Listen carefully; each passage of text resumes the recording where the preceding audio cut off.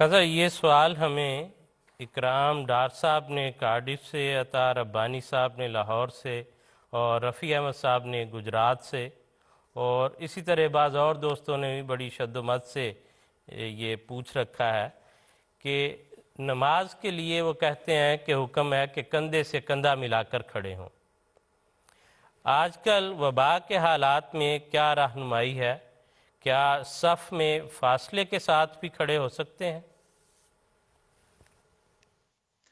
جی، بسم اللہ الرحمن الرحیم۔ جس طرح وسیم صاحب آپ نے فرمایا کہ آج کل کے حالات جو ہیں کرونا وائرس کی وجہ سے ساری دنیا پہ ہی اس قسم کی حالات طاری ہیں، اور دنیا کے مختلف فرقوں سے تعلق رکھنے والے، مختلف مسالک سے تعلق رکھنے والے لوگ ان پریشانیوں میں مبتلا ہیں۔ لیکن یہاں پہ بھی اللہ تعالیٰ کا یہ احسان جماعت احمدیہ پر ہے کہ ہمیں اللہ تعالیٰ نے ایک امام عطا کیا ہے۔ ہم اپنے ہر معاملے میں، ہر دینی معاملے میں اور اپنے دنیاوی معاملے میں بھی، کیونکہ ہمارا یہ یقین ہے کہ اللہ تعالیٰ کے فضل سے وہ اللہ کے نور سے دیکھتے ہیں، اور جو رہنمائی فرماتے ہیں وہ قابل برکت اور قابل سعادت ہوتی ہے متبعین کے لیے۔ تو اس میں بھی یہ جو سوال جس طرح آپ نے مختلف جگہوں سے آپ کے پاس بھی آیا ہے، حضور انور ایدہ اللہ تعالیٰ بنصر عزیز کی خدمت اقدس میں بھی مختلف ممالک سے، چونکہ مختلف ممالک میں یہ حالات ہیں، اور اب بعض ممالک میں چونکہ حالات کچھ نسبتاً بہتر ہو رہے ہیں اور وہاں پہ بعض شرائط کے ساتھ وہ نمازوں کی اجازت دے رہے ہیں، تو یہ سوال حضرت حضور ایدہ اللہ تعالیٰ بن عزیز کی خدمت پہ اقدس میں بھی پیش ہوا ہے مختلف جگہ سے۔ تو حضرت صاحب نے جو اس کا جواب دیا وہ نہایت پرمعارف اور بہت اعلیٰ۔ اس کا خلاصہ یہ ہے کہ حضور نے فرمایا کہ اسلام کے تو اللہ تعالیٰ کے فضل سے ہر کام نیت پر مبنی ہے، اور حضور صلی اللہ علیہ وسلم نے فرمایا کہ انما الاعمال بالنیات، کہ اسلام میں اعمال کا دار و مدار تو نیتوں پر ہے۔ اور جس طرح آپ نے کہا کہ کندھے سے کندھا ملانا، گھٹنے سے گھٹنا ملانا، ٹخنے سے ٹخنا ملانا، احادیث میں اس پہ بہت زور دیا گیا ہے، اور احادیث میں یہ بھی بیان کیا گیا، حضور صلی اللہ علیہ وسلم نے فرمایا کہ اپنے درمیان خلا نہ چھوڑو، کیونکہ خلا چھوڑو گے تو اس میں شیطان گھس آئے گا اور وہ تمہارے درمیان اختلاف پیدا کرنے کی کوشش کرے گا، تمہارے درمیان پھوٹ پیدا کرنے کی کوشش کرے گا۔ اور اس کے ساتھ حضور صلی اللہ علیہ وسلم نے یہ بھی بشارت دی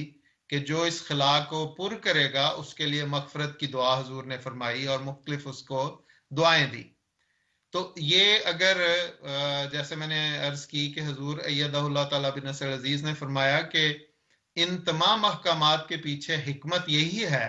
کہ تاکہ ہمارے درمیان ظاہری خلا پیدا نہ ہو اور ہمارے درمیان پھوٹ اور اختلاف پیدا نہ ہو۔ تو چونکہ یہ حالات ایسے ہیں جس میں ایک مجبوری کی حالت ہے، اور جب ہم احادیث پر غور کرتے ہیں تو مجبوری کی حالت میں ہمیں اس کا بھی حل حضور صلی اللہ علیہ وسلم کی ذات اطہر سے مل جاتا ہے۔ چنانچہ بعض احادیث میں جسے ترمذی نے بھی بیان کیا ہے اور دارقطنی میں بھی یہ حدیث بیان ہوئی ہے کہ حضرت عمر بن عثمان بن یالا رضی اللہ تعالیٰ عنہ بیان کرتے ہیں کہ ایک موقع پر جب ہم سفر میں تھے اور ایک تنگ جگہ سے ہمارا گزر ہو رہا تھا اور بڑی بڑی شدید بارش شروع ہو گئی اور نماز کا وقت بھی جا رہا تھا، تو زمین پہ بھی اس بارش کی وجہ سے کافی کیچڑ ہو گیا کہ ہم نیچے اتر کے رک کے نماز نہیں ادا کر سکتے تھے۔ تو ایسے موقع پر حضور صلی اللہ علیہ وسلم نے اپنی سواری کو آگے کیا اور اقامت کہی گئی، اور حضور نے سواری پر نماز پڑھائی باجماعت، اور حضور کے پیچھے ہم بھی سواریوں پہ تھے اور ہم نے بھی سواریوں پہ نماز پڑھی۔ تو اب یہ باجماعت نماز تھی، اور اس میں تو صحابہ کہتے ہیں کہ ہم اپنی اپنی سواریوں پہ تھے۔ اب سواریوں میں جو اس زمانے میں سواریاں تھیں اس وقت بھی درمیان میں کندھے سے کندھا، گھٹنے سے گھٹنا اور ٹخنے سے ٹخنا نہیں مل سکتا تھا۔ اور آج کے دور میں بھی اگر ہم دیکھتے ہیں تو اگر کسی وقت ہمیں سواری پر نماز پڑھنی پڑے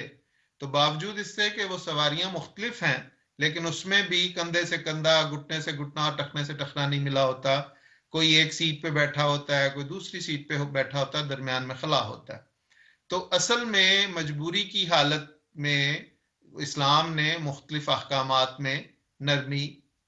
کو جائز قرار دیا ہے. اور جس طرح اس حدیث سے واضح ہے، اسی طرح حضرت صاحب نے، جیسے میں شروع میں عرض کر رہا تھا کہ حضرت صاحب نے اسی قسم کی احادیث کی روشنی میں جو جواب عطا فرمایا ہے وہ یہی ہے کہ اس وقت بھی ہماری نیت یہ نہیں ہے کہ ہمارے درمیان اختلاف اور پھوٹ پیدا ہو، بلکہ ہماری نیت تو یہ ہے کہ یہ جو بیماری ساری دنیا میں پھیلی ہوئی ہے اس کے بعد اثر سے بچا جائے. اور چونکہ مختلف حکومتیں اپنے شہریوں کے لیے مختلف اقدامات کر رہی ہیں